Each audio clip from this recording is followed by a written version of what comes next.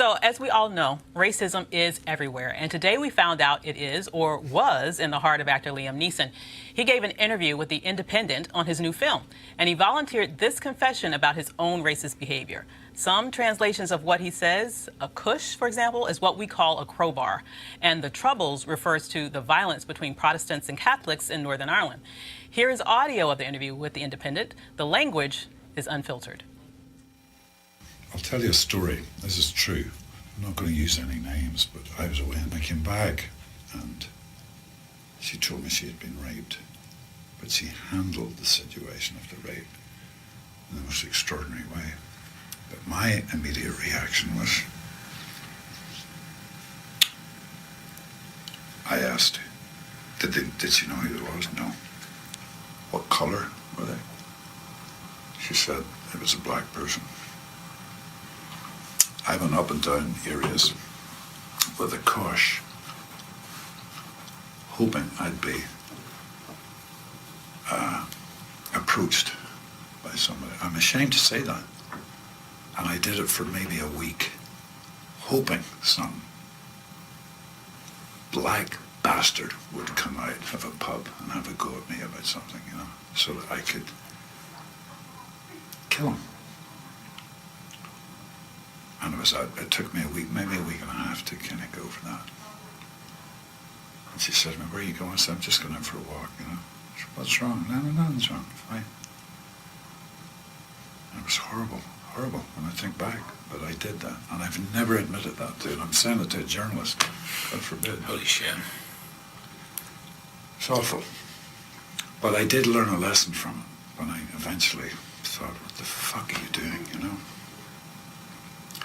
And I come from a society, I grew up in Northern Ireland in the Troubles, and you know, I knew a couple of guys that died on hunger strike, and I had acquaintances that were very caught up in the Troubles.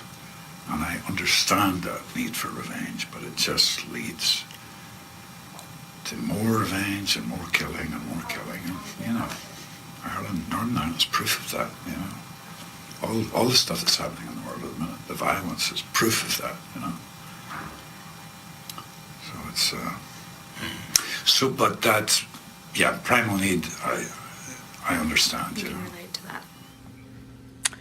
So, Joseph, the need for revenge. That doesn't sound like revenge to me. A random black person sounds like a lynching to me. I mean, what do you think? It sounds like homicide. And I thought it was quite interesting that when he unspools his, he unburdens himself about this whole situation, the one thing he apologizes for is thinking about killing someone and killing needs more killing. What about the racism part? What about the fact that you're going to get some random black guy off the street? I mean, it just boggles my mind and probably gets him. I have, two questions. The first is, why are you bringing this up? I mean, I guess he's promoting a new movie, but I'm not really sure why this particular story feeds into that. Yeah. The second is, what happened to his consciousness of some black person he was going to kill, and he had homicide in his heart, and the only thing he saw was color? Why did he ask what color that person was? It just kind of mystifies me, and I think he's going to have a lot of explaining to do. Absolutely. So it's a little bit below black in social media today. Number one trending topic. I mean, you got to think about this right now. I got to cancel about half of my adolescence. That's Ra's al Ghul from Batman Begins, Aslan from The Witch, the King, and the Lion, right? Qui-Gon from Star Wars. Like, this is crazy. Taken. Like, you mentioned Taken. And the whole Taken series. Oh yeah. It's all gone. Like it's all, you gotta cancel. I mean, I try not to engage in too much cancel culture, but I mean, like, you made a point. Like, you apologize for the homicide, but the first thing you ask is, oh, what's his color? Because you already presumed that he was black. I mean, Northern Ireland, it's not too many other colors. Yeah. Like, it's not people, no. it's not like the United States where you got, black, brown, maybe some tan. It's like pretty much like black and white there. And so, I think his career is probably over at this point. God. I don't see him. I mean, the guy plays Zeus. You gotta cancel Zeus now. That's it. Okay, Eugene's in mourning. What do you think, Mike? I don't even know what to add. It's unfortunate. It's tired. It's just, you have to just wonder if his judgment was impaired at the time. Maybe they had a couple sips. I mean, I don't know. I mean, how do you just talk about that, thinking it's okay to a reporter?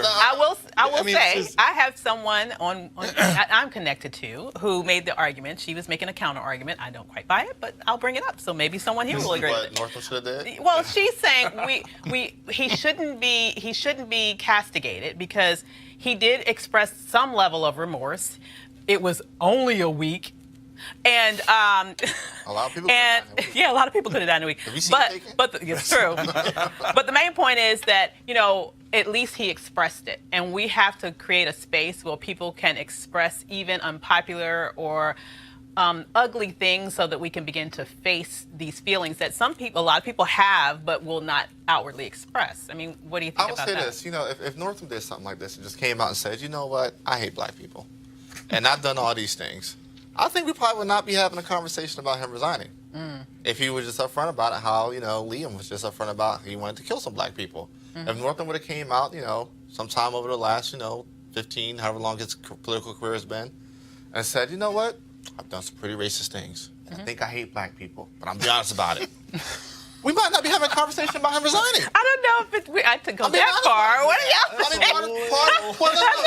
Wait. That's pretty extreme. Part of the discussion around Northam. I mean, look, we all want to see Governor Fairfax. We all Absolutely. want to see the fifth black governor of the United States. We want to see that. But a big part of the discussion around Northam is that he has shown very little remorse behind it. Right. And only wants to apologize after he's caught. Right. And the discussion is, the other half of that discussion is, what happens if he gets out in front of it and presents it to us rather than us finding out about it on our own? And he was attempting to get out in front of it by having that statement. Well, him and Liam were probably going to hook up on that. But, I mean, he probably You put out yours, I put out mine.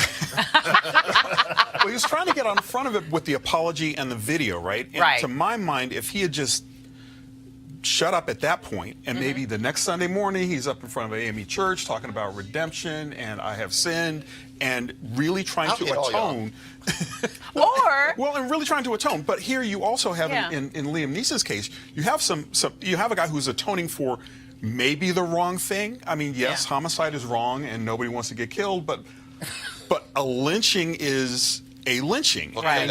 And he, it's an extrajudicial killing that he was contemplating of a random person of color. Right. I mean, what does that say about his understanding even of what he was about to do? Right. I mean, he has no concept of how that plays like now. And the two kind of, I think they're connected, but in a different way, is that his white cluelessness almost. Yeah. That it's kind of like not really registering how A, offensive this is, how B, commonplace this is, and how C, you have to talk about why you thought this and why this is wrong. You want to check out Roland Martin Unfiltered?